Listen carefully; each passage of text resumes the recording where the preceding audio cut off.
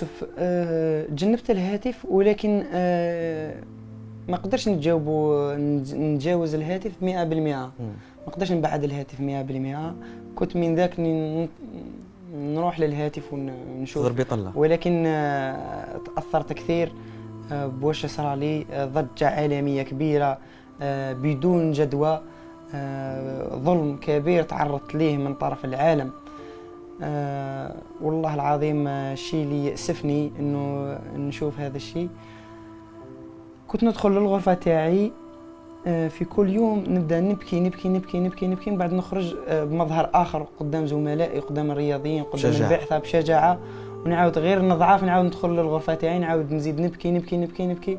هذا الشيء اللي صراحة كان صح يصرى لي في القرية الأولمبية. وعلى بالك باللي الكثير من شعوب العالم كانوا يتقاسمون معك الدموع، ملف الجزائريين بكاو معك، الجزائريين بكاو معك، الكثير من شعوب العالم كانت عندك مساندة كبيرة جدا، إلى غاية منازلة الربع النهائي عندما انفجرت بالبكاء.